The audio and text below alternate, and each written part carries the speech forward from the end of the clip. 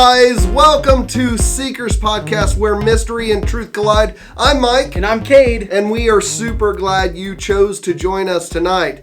Let's start off with a game. Alrighty. As we do. Yes. Weekly. Traditionally. We're going to play a new game. Which is worse? Now, all of these things on this list are bad things. Oh boy. Your job, your task at hand is to decide which of the two options given are the worst option. Worst of the two? The worst of the two. First up... Wait, is this an opinionated thing, or is there like one that actually is worse? No, I don't know that there's a winning side to these. It's like let's see how it works out. I don't really know. Okay. All right. So what's worse, bees or mosquitoes? Bees. Wait, are you for real? I'm 100% because I'm on the opposite side of that. I'm totally mosquitoes don't hurt. Bees, when they sting you, they're like, and they're scary. Look at that image, like. Yeah, I mean, okay, that's fine. They do sting, but it bothers me looking at the frequency in which you get stung by bees is so much more minimal to the amount of times that you get bitten by mosquitoes. I'm totally. The worst one of these is mosquitoes. In fact, I don't know that there were mosquitoes in the Garden of Eden before Genesis 3. I think that possibly this is another effect of the fall. That's what I think. I don't know. Yeah. I hate mosquitoes. All right. Which is worse, organic cereal or vegan mac and cheese? You know what? Gonna be honest here. Not had either. I've had one of the actual... I actually have. I've had vegan mac and cheese. And You've had vegan mac and cheese? It was like one of those sampler cups at like Sam's Club or something. You know what I'm talking about? Sure, yeah. Yeah. You go by and you eat them up, and then you go back around and you eat it up again? Well, they had chicken nuggets and mac and cheese. And I was like, bro, I got to try them. And they're both vegan. Go back and forth to get filled up. It's not that bad. It's actually, it just tastes like... So you're saying it's good. So you're going to say the organic cereal's the worst. What is even falling? Is that like a yam? It's got images of yams on there? Yeah. It's sweet potato. I didn't even read it. This is sweet potato sunshine. I'm going to go probably with the organic cereal is the worst of these two. I would be willing to try mac and cheese, maybe. Because I feel like you could do that. Like, there's not much. In an apocalyptic situation where that was all to eat, I would probably do that. Yeah, I guess so. All right. And our next, which is worst, is washing dishes or doing laundry. Which one is worse? Oof. So at our house, I wash the laundry. Yep. And I'm not the best at it. But... No, you're not. But I still think it's better than washing dirty dishes. Yeah, dirty dishes is the worst. They're gross. In my opinion, I would prefer I'd much rather be washing laundry than doing dishes. But thankfully, I have children, so I don't need to do either. Props to you, Noah. All right. Which is worse? Out of toothpaste or out of deodorant? Oh, that's a good one. We're going to find out what kind of person you are right now. Do you want me to go first this time? Yeah, you want to go first? I'll go first this time. I'm going to go with out of deodorant. This is my thinking. Good oral hygiene is not only about smelling good, but it involves... Well... You mean oral hygiene is in your mouth? Yeah, oral hygiene. Yeah, but you said about smelling good. No, I get what you're saying. I'm saying it's not. No, I'm saying oral hygiene is a part of living a healthy life. Where, deodorant is just, kind of masking your smells. And you know what? If people have to smell me, then deal with it, dude. What is your opinion? I'll brush my teeth with water. Oh! Until I get more toothpaste. Okay. Yeah. You need the deodorant because you don't want to smell like... Yeah, I don't maybe stinking. Swampy? That bothers me. So. Yeah, I got you. All right, which is worse? Ruined favorite shirt. That's pretty bad. I hate when I got a shirt that gets ruined. Yeah. Or a bad haircut. I answered first last time. You go. Okay. What's worse is a bad haircut. 100%. I don't have that issue, thankfully. But I'm going to say, when I did have hair, bad haircut for sure is the worst. Yeah, just go buy a new t-shirt. Yeah, I guess. Your hair will grow back eventually, but man, you're going to have to suffer for a while. Which is worse, freezing cold or extreme heat. You answered last time? Yeah. I'm going to answer first this time. I'm going to say, extreme heat. I agree. Extreme heat. I can deal with being cold. I can always put more blankets on, whatever. But the extreme heat, there's nothing you can do with. No. I mean, unless you got air conditioning, then you're going back into the cold. Yeah. All right. Which is worse, having a low battery on your cell phone or no Wi-Fi? I'm sure that this is going to be controversial. No Wi-Fi is worse. No Wi-Fi is worse than the low battery? Because if I have low battery and like, what if I'm in a situation where I need, I don't know. Actually, no, low battery is worse. Low battery, you ain't got the phone at all with because low I'll battery. have service. I'm going to go with Wi-Fi. low battery. Yeah, I agree. Low battery. Which is first, or which is worst, jazz music or easy listening? What's easy listening? Well, let's see. I don't know. I'm imagining easy, from like looks like 1970s. Easy listening and jazz. I don't know. What I don't the difference. know. But I'm going to say, since I don't know what easy listening is. Easy listening's worse. Easy listening's worse. Yeah. Give me jazz music anyways. Jazz Jazz is cool. is pretty good. Yeah, jazz is cool. So, sorry, easy listening. All right, which is worse, mom text or dad text? I didn't know what a mom text was, and so I read through this. It goes like this. Mom says, Karen has Lyme disease. Who is Karen? You know Karen. Mom, I have no idea who Karen is. The librarian when you were in kindergarten? That's a mom text. I've never gotten those. Mom text or dad jokes? I like dad jokes. Dad jokes mom are texts fire. worst. I guess Yeah. mom text. I get texts like this, kind of like this. They're kind of cheesy. Yeah. All right, what's worse, bad grammar or grammar police? Can I answer this one first? Yeah. Grammar police. Thank you. Yes. Thank you. Look, we live in an age where we're texting all the time, and like as much as you try to get every little thing right, you're going to have somebody come in and say, you spelled this incorrectly, or you didn't punctuate this. Yeah. Your mom has a real hard time with it. She becomes the grammar police when it comes to your. Yeah. You are, which I get it, but I'm thinking I get they're different, but they are different. We know that they're different. We understand. Don't get angry at me over it. I don't. Bad grammar doesn't bother me so much. It used to bother me more than what it does now. That was fun. Yeah. You can win an Amazon gift card if you leave a comment below. This week, tell us what your biggest pet peeve is. Mm-hmm. You want to know what my biggest pet peeve is? Sure. Backseat drivers. Can you think of what your biggest pet peeve is? Something that people do that irritates you or agitates you? Other than grammar police. That's one of them. I don't know. Man, that's hard. We'll leave a comment Yeah, I'm gonna below leave for a these comment. guys You guys so will that they see. can see.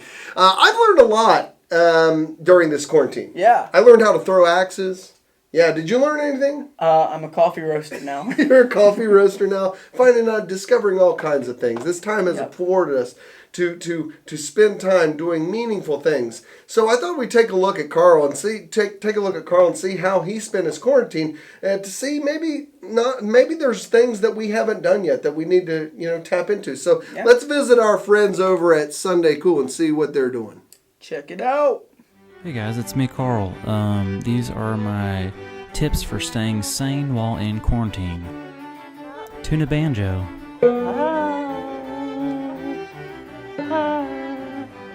Take a nap. It's one of the best ways to kill some time. Boost your confidence by fishing for compliments from a friend. What about me do you like? Call your Mama. No, my mom. Planet of the Apes is not based on a true story. Make sure to keep good hygiene. Google image TJ Maxx, just for the fun of it. Read a book. The rum is always gone. Tell secrets to your dog. I killed a man. Think of a new idea, like turning on a lamp. Become a peanut butter monster. I'm a peanut butter monster. Get to know your houseplants better. I once ate 3 dozen eggs in one sitting. I haven't been the same since. Scream. Take a nap. Start collecting cow manure. Wow, what a stack. But then realize you're not supposed to be outside, so quickly run back inside. Self-reflect. Is this really me? How did I end up in this body? What even is a body? And how are we all in these bodies on this giant rock floating through infinite space of nothingness? A dark, vast, cold, eternal nothingness. And then you realize how hungry you are. Cook an egg. So yeah, that's pretty much the video. Thanks for watching. I hope you enjoyed all these tips for staying sane while in quarantine. It's obviously helping me, so I'm sure it'll help you. Seriously, I've never been better.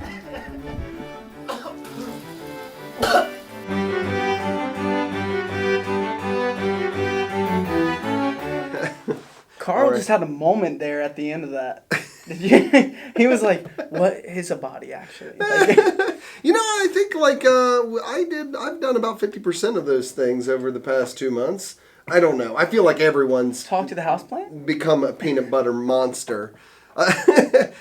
So some of you may know that we decided to go and shelter somewhere else over Memorial Day weekend, and what we tried to find a cabin.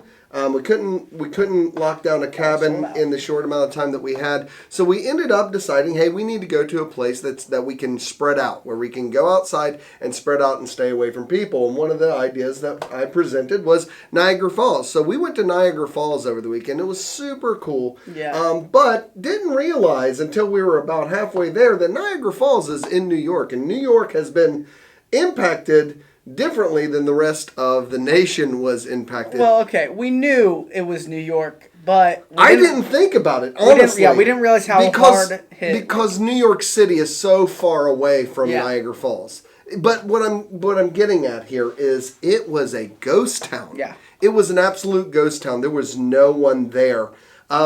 Except for like on Memorial Day, or it was actually the day before Memorial Day. Yeah. We saw a lot of people over by the falls. We stayed away from everyone. We were good. But there were some people that weren't being good. Nope. They were not. They were going to go out there and enjoy their Memorial Day weekend no matter without what. any care. Yeah, it was pretty intense, but yeah, it was a really great opportunity for us to kind of go. I mean, essentially with all of the things on lockdown and everybody inside, it was essentially like a giant park. Yeah. Is what it was. It was great. But we did, when we were going and getting food at restaurants and stuff, we did interact with some of the locals. Yeah. And their reaction to us being there was different than kind of the reaction you would have from somebody in Ohio. I had a woman like essentially say, "What are you doing? Why are you out? Why are you out?" What are you from? Where are you from?" I said, "We're from Ohio." And she says, "Why are you here?" And I told her, like, in Ohio, things are starting to open up. And she goes, "We are not here. We're not here." So it's different. I didn't notice that difference until we came back home and we went shopping. We went to the grocery store, and I actually tried to stop this guy and said, "Hey, sir, can I ask you a question?" He worked there, and he started coming at me, and I'm trying to keep a 6-foot barrier between me and him, and he just kept, I'm like, "Never mind. Kept on walking. Never mind. I don't want to know. You stay back, dude." I don't think that most people know exactly what 6 feet is. No. This is not 6 feet. I'm almost 6 feet. So imagine my height between. That's how I do it. Yeah, if you lay down, then you got roughly 6 feet. Yeah. If one of you can lay down, if we can reach out our hands and touch each other. Yeah, I've seen people who are like right here, and they're like, "Oh, we're still 6 feet." Yeah. No, How that's I not 6 imagine it feet. is, you know those big plastic balls that you can run in, Yes. inflatable balls? Yeah. That's my 6 foot. And if you have one of those too, and they can't collide with one Dude, another, we just need to get those. we're doing social distancing appropriate, y'all. And now, It's time for the memes. our first meme up for the night is if 2020 was a slide, and it's got a kid coming down the slide, and the slide actually turns into a cheese grater. I get this. This like captures all of my feelings about 2020 so far. It's been a rough one, y'all. That editing skill. And then the kid. The kid's like, yee! All right, our next meme. You want to share this one? Yeah. I need Well, tell yeah, him who this is. Yeah. So it's SpongeBob, and he's being held, and it's if you've seen that episode, he's like about to die, and he says, I need, and then he says, a Chinese buffet. Chinese His buffet. dying words. Look, So I he don't needs a know when Chinese Chinese buffets are going to reopen. I don't know if they can ever reopen I mean, again. because like everything is like. Right. Yeah. You know that little shield that they have? They call it like a cough shield or whatever Yeah. that's over the food. I miss it. Not, miss but it. I'm telling you, it's not enough to keep out No, yeah. nothing, man. No one was believing in that. All right. And our next meme is what I'm wearing when they let the huggers out of quarantine. I'll probably be wearing this on June 7th is what I'm Where thinking. can I get that? Is that like It's got a guy American with a, Eagle, with a you know? spike outfit on. I don't know what purpose this would serve in the real world, but definitely I get it. I get it now. What's our next meme? Oh, let me share this one because context of youth ministry. So this was shared on Youth Specialties. It's a youth ministry site, and it's kind of describing what it's like for youth ministries to start up again. Yeah. And it says, it has, what movie was this? The Arrival? The Arrival. The Arrival, and she's trying to communicate with an alien. And she says, Youth Group Wednesday, excited to meet you in person for the first time in months. And the alien responds, sorry, I'm busy. Why do I feel like this is actually good? I know. I really hope that this doesn't actually happen. Share this one with me. Alrighty, when people try and get within 6 feet of me at church, it's a church auditorium filled with a bunch of Spider-Man, and if you've seen this meme, pointing at each other. Get back. Stay back, y'all. This is me. I'm going to be like, yo. Hey. Stop. Six No, feet. Hey. 6 feet. Holy bubble. Get a holy bubble. All right. So we've been covering the Shema over the past, I think, 3 weeks now. And today is our conclusion on this study of the Shema. Yeah. So why don't you go ahead and read to them the Shema. Where does the Shema come from? So it's Deuteronomy 6, 4 through 5. 4 through 5. Have you been learning to memorize it? I've got some of it down. All right. Well, go ahead and read it for him. Alrighty. Listen, O Israel, the Lord is our God, the Lord alone. And you must love the Lord your God with all your heart, all your soul, and all your strength. Yeah, so far we've learned these different words, okay? And the first word we learned is the actual word Shema, which means to listen. And what this, in essence, is to obey God. Yeah. We also learned that the heart means the mind or the will, our emotions, right? Yeah. All of our feelings, all of those that part of us. We also learned last week that the soul means the life. It's not just a non-material self, it's myself. It's who I am. It's me. And so today we're going to be talking about strength. And so I thought I would show you a 10-minute exercise. Oh. Yeah, to build on core strength. I don't know if you can see me, but you can, well, you can't see me from down here. Maybe I'll just lift, oh, you know what? Here's quarantine tip. Quarantine tip. You can find any household items, right? And you can just, these are paint cans, and you can just kind of flex. I don't think that's the type of strength we're trying to learn about. Are you kidding me?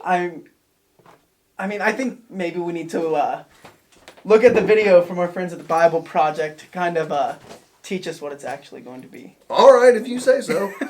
Here's a video. For thousands of years, every morning and evening, Jewish people have prayed these well-known words as a way of expressing their devotion to God. They're called the Shema. Hear, O Israel, the Lord is our God, the Lord is one. And as for you, you shall love the Lord your God with all of your heart, with all of your soul, and with all of your strength. We're going to look at the last word, strength. The Hebrew word is ma'od, and it occurs some 300 times in the scriptures, and it doesn't actually mean strength. There is a perfectly good word for strength in Hebrew, and ma'od is not it. In fact, the Shema is one of the only places in the whole Bible where ma'od is translated as strength. So, what's up with that? The most common meaning of ma'od is very or much. It's what grammar nerds call an adverb, a word that comes alongside other words to augment their meaning. For example, in Genesis chapter 1, God looks at the world that he's made, and 6 times he calls it good. But then the climactic 7th time, he says it is ma'od good. That is, very good. Later in Genesis, in the story of Noah, the flood waters keep rising and they become ma'od powerful, or extremely powerful over the land. In the story of Cain and Abel, Cain wasn't just angry at his brother, he was ma'od angry. Or when Saul became the king of Israel, he was ma'od, happy. So you can see why ma'od occurs hundreds of times in the Bible. It's a really common Hebrew word that intensifies the meaning of other words. Very this, or really that. However, biblical authors could use ma'od in ways that are unique. Like when they want to increase a word's force to total capacity, they'll say ma'od twice. So Jacob became ma'od wealthy with flocks and camels and donkeys and servants. Or the Israelite spies went to investigate the promised land and they say, the land we passed through is ma'od good. So it's pretty clear, ma'od doesn't mean strength in terms of muscle power, but rather very or much. So let's come back to the Shema, where people are called to love God with all of their heart, that is their will and affections, and with all of their soul, that is their whole life and physical being, and with all of their ma'od, that is with all of their muchness. And while that sounds kind of funny, you also kind of get it. If ma'od can intensify any word's meaning to total capacity, then this final thing that you use to love God isn't a thing at all. It's actually everything. Loving God with your ma'od means devoting every possibility, opportunity, and capacity that you have to honoring God and loving your neighbor as yourself. It's the most wide and expansive word in the Shema. Ma'od can refer to almost anything. Which raises one last and really fascinating point. Because this word was capable of many nuances of meaning, ancient Jewish communities interpreted ma'od in the Shema in different ways. So the ancient Jewish scholars who translated the Hebrew Bible into Greek, when they came to ma'od in the Shema, they translated it with the Greek word dunamis, that is, power or strength. This is the interpretation adopted by most modern translations. But if you look at the ancient Aramaic translations of the Hebrew Bible, you'll discover that these scholars interpreted ma'od to mean wealth. Money is a concrete thing that opens up all kinds of opportunities to love God by giving away resources. And when Jesus was asked about the most important command in Scripture, he quoted the Shema, and he used two words to unpack the meaning of ma'od. He said, love God with all of your mind and with all of your power. Both are human capacities that can be used to love God in an infinite number of ways. So, which of these interpretations of ma'od is right? Does it mean strength, or wealth, or mind? That's the wrong question. The word ma'od doesn't limit the number of ways you can show love for God, just the opposite. The point is that everything in a person's life, every moment and every opportunity, every ability and capacity offers a chance to love and honor the one who made you. It's a call to love God with all of your muchness. And that's the meaning of strength in the Shema.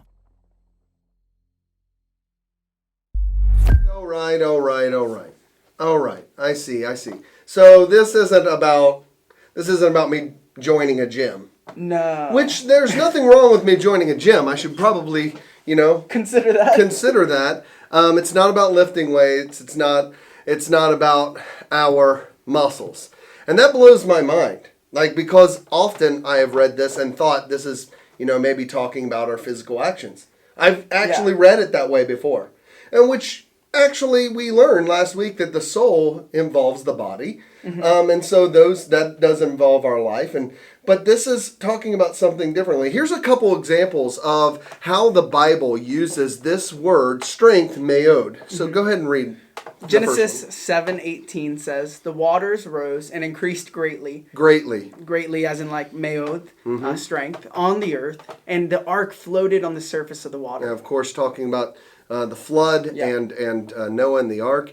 Genesis 4:5 says, but for Cain and his offering he had no regard. So Cain was very ma'od, strength. Strongly, very angry, and his face fell. Genesis 30:43 says, thus the man increased greatly, ma'od, strength, greatly, and had large flocks, female servants and male servants, and camels and donkeys. Wow, strongly. So we can clearly hear that this strength is not a strength in the common muscle strength. In the common way. I'm not going to be able to go to a gym and grow in this way. So what is the Shema talking about here? It's actually the word strength used here, ma'od, is an adverb. what is an adverb? So- You're in school still, Yeah. so like I can ask you that. So, an adverb is a word that kind of comes along other words. Mm-hmm. It's like they're together, and it kind of describes or emphasizes that Yeah, word. it changes the meaning Yeah. of that word. So they come alongside I another got word. that right. I think that's right. Yeah, that. So once again, context is everything. Every time that the word mayod or strength is used in Scripture, it's very important that you not only get the overall context, but that you also get the literal context of the word. So how we do this, and this is one of the things, when you're reading your Bible and you want to get the context, you not only read the verse that you're reading, but it's very important that you read the verse before and the verse after. Yeah. That gives you the context. And if you're reading a verse, read it in the context of the chapter before and the chapter after, right? Yeah. But you can get real small with this, and you can read a single word in the context of the words beside it on either side, right? Yeah, So we had to do that in Bible study methods at my school. Yeah. We would take the entire chapter, but then we would also section off that one part of the verse to figure out all of the context. wow, isn't that awesome? So don't let anyone ever tell you that Bible study is boring. It's Yeah. very interesting. It's It's very very interesting, intriguing. So some examples of where mayod or strength would be used in this way are. Why don't you give them some of the Yeah. examples here? So angry, and then you'd make it very angry. So mayod angry. Sad, very sad. Big sad, little sad. Yeah. Happy or very happy. Yeah, rich or poor, or no, rich or very rich, Yeah. or poor And or very very poor, yeah. smart or very smart. You get the idea, Yeah. right? On and on. Strength is. It's very important that we understand that strength is an adverb, at least in the terms that the Shema is giving. Yeah. Is speaking of strength, right? It's coming along with those other words. With the other words that are in it, heart and soul, right? So the amazing thing about this word, mayod, is that it's not like just a descriptive word. So it's not just more of something. Well, it is. Yes and no. It is more of something, but it has no limitation to its application. You can apply this concept of strength in this way to absolutely everything. Whether it be like, okay, I'm a gamer, right? Mayod gamer would be somebody who is passionate about gaming, that plays video games all day. Is there? They live, they breathe, and they exist for video games. Yeah. And you can apply this to anything. So when the Bible is talking about mayod, it is meant to be understood as something that can be. This word, at least, can be applied to anything that we do. It's an attitude and an approach to life. Strength referenced in the Shema is the word means much. Okay. Or very, very, right? To kind of get it conceptualized, it means very, very, or much. But I believe that this word, in the context of the Shema, is all about focus. It's the focus of our energy. It's the focus of our intensity. It's the focus of our effort and our power, right? Once again, I'm going to repeat that because it's really important. Strength in the sense of what the Shema is talking about is about focus. Focus of energy, intensity, effort, and power.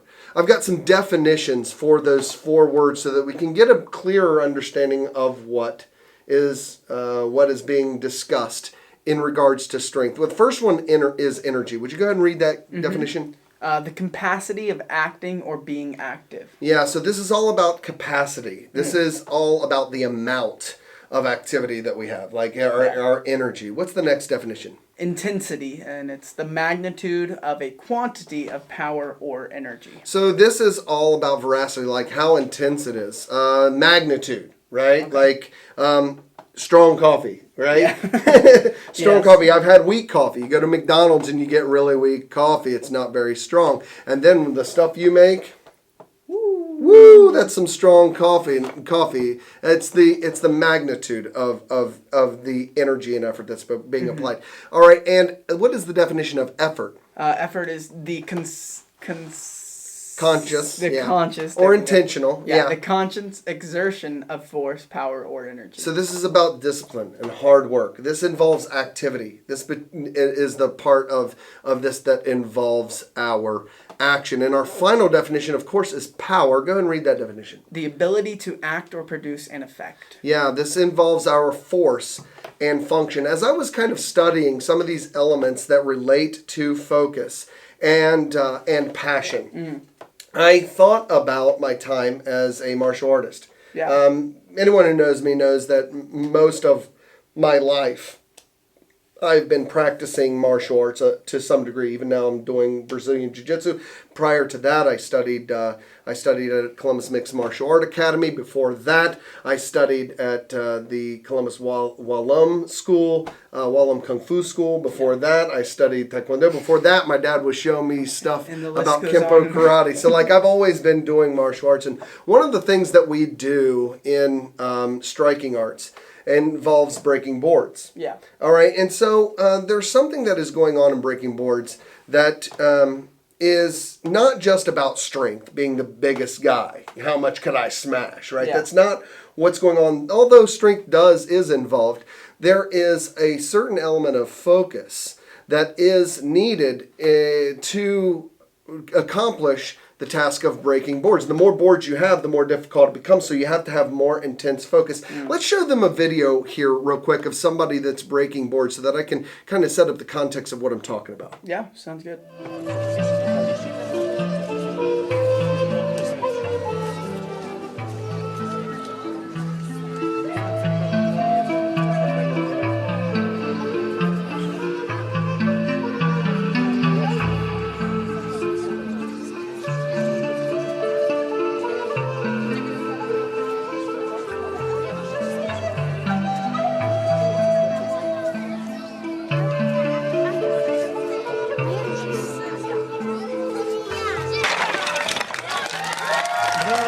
So, in order to break a board, you can rely on pure raw strength. But that isn't the idea behind why we do it. Why we do it is to get the technique correct, to apply the correct amount of speed, and to focus beyond the target. So you don't focus on the board you're breaking, you focus beyond the target. And if you sway to the right or the left, if you're not focusing, if you don't hit the mark correctly, and if you don't apply the technique correctly, then you can hurt your hand, you can break your hand. I've known people that have broken their hand before, or you don't break the board or Yeah. brick.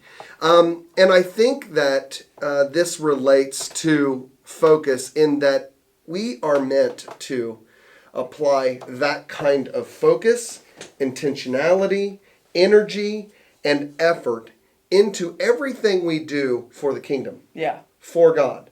We've all met people that all they want to talk about is God.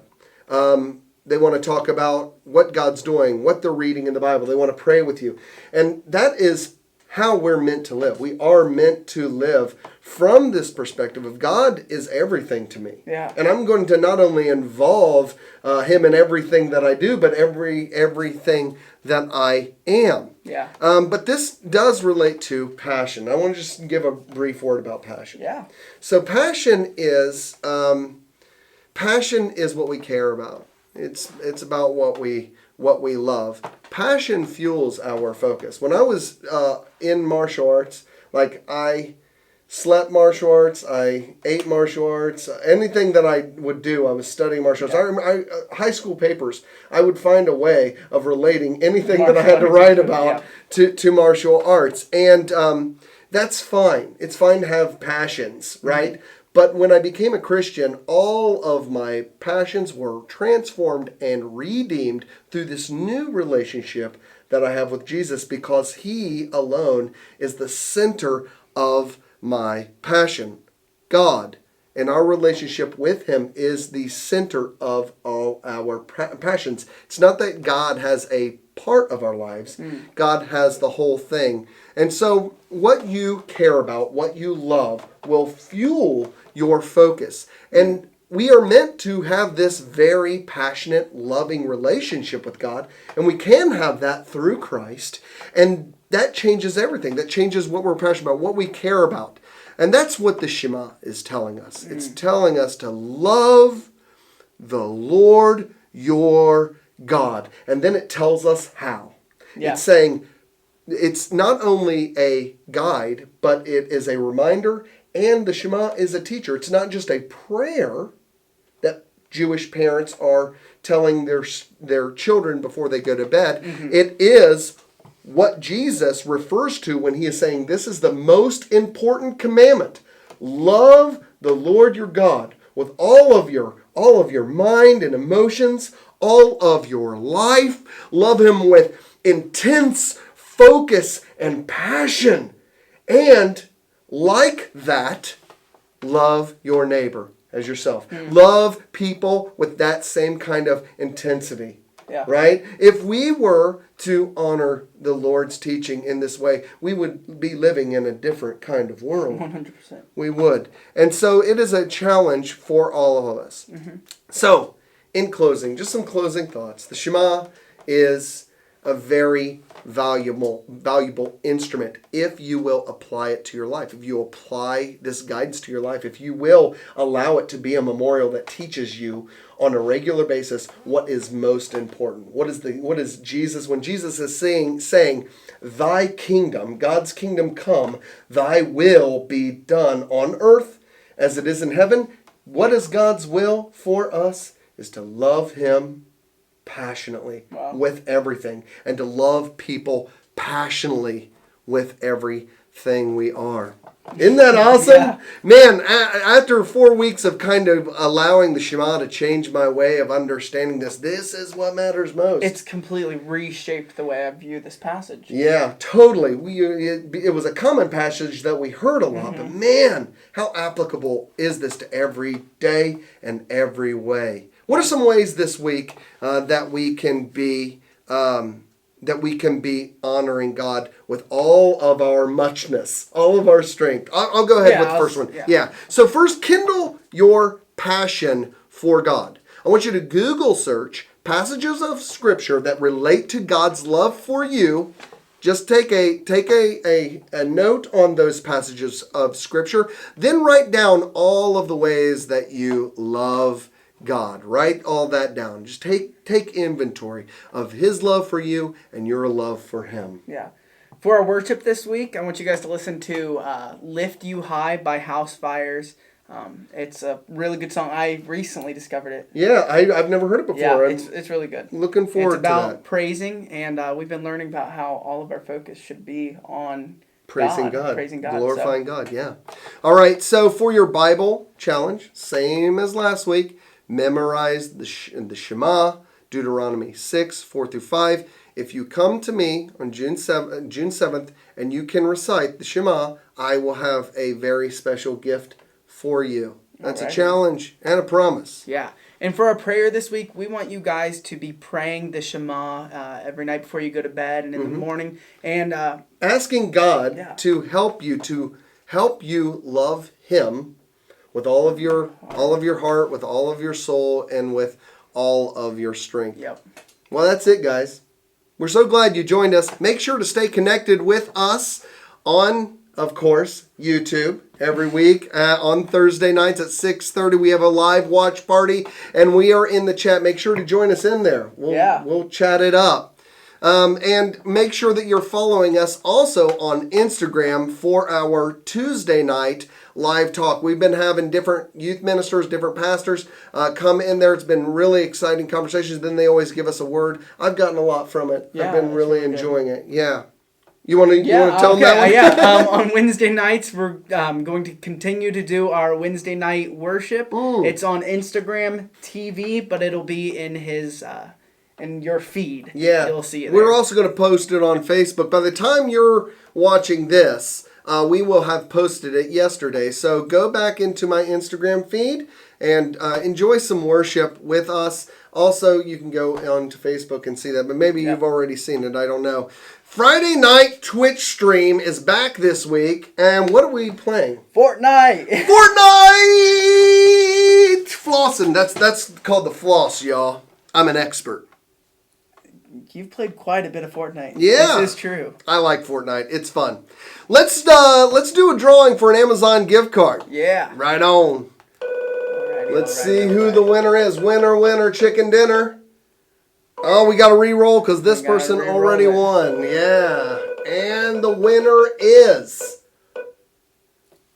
James. Whoa! James has been with us since the beginning. James has been Yeah. helping us out a lot lately, and he's always on our Friday night Twitch stream. Yep. We love you, James. We will be sending you a $25 gift Amazon card, gift card. for Amazon. You can get yourself something, have it dropped off right at your door. I think that's it. Yeah. All right, guys. Well, we love you. We're so grateful for you. Continue to pray for us, and we will pray for you. We can't wait to have church again on June 7th. In the meantime, stay safe, stay healthy, keep 6 feet from other people, and we will get through this just like I said. All right. Thank you for joining us at Seekers Podcast, where mystery and truth collide. We will see you next week. Peace out.